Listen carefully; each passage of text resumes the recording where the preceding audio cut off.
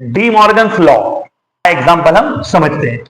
हमें एक universal set दिया U 1 2 3 4 5 6 और A और B दो इसके सबसेट दिए हैं 2 3 एंड B जो है वो 3 4 5। हमें क्या फाइंड करना है? A complement B complement, A complement और B कॉम्प्लीमेंट का इंटरसेक्शन, A और B का यूनियन, और फिर हमें क्या प्रूव करना है? A union B complement equal A complement intersection B complement.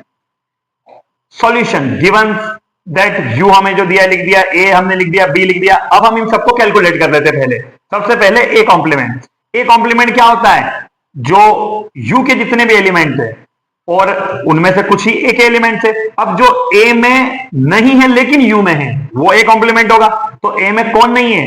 2 और 3 है, 1 4 5 6 नहीं है U के एलिमेंट में से। तो A के एलिमेंट को छोड़ के U के बाकी जो एलिमेंट्स बचते हैं उनको बोला जाता है A complement. As it is B complement क्या होगा? B के एलिमेंट को छोड़ के U में जो भी एलिमेंट है वो हो जाएंगे B कॉम्प्लीमेंट। अब हम A कॉम्प्लीमेंट और B कॉम्प्लीमेंट का इंटरसेक्शन लें। इंटरसेक्शन में वो आता है जो दोनों में हो। तो 1 और 6 दोनों में है, तो A कॉम्प्लीमेंट और B कॉम्प्लीमेंट का इंटरसेक्शन क्या हो गया? 1 6। ऑल्सो A यूनियन B निकाले। अब हम जानते हैं A यूनियन B क्या होता है।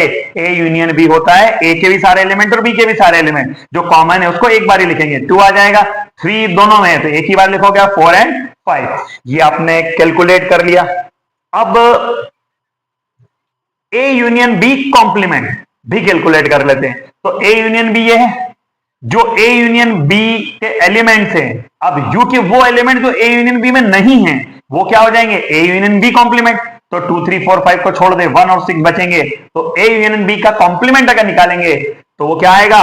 A union B complement equal 1 6। तो आप ध्यान से देखिएगा कि A यूनियन B कॉम्प्लीमेंट 1 6 है, किसके इक्वल है? A कॉम्प्लीमेंट और B कॉम्प्लीमेंट के इंटरसेक्शन के। ये जो रिजल्ट आपने अभी देखा है, it can be shown that the above result is true in general. If A and B are any two subset of the universal set U, then A union B का complement A complement B complement के intersection के equal होता है और A intersection B का complement A complement और B complement के union के इक्वल होता है। ये जो दोनों रिजल्ट्स हैं इनको हम स्टेटमेंट में अगर लिखें, the complement of the union of two sets, union of two set का complement is the intersection of their complement, उनके कॉम्प्लीमेंट के इंटरसेक्शन के इक्वल है।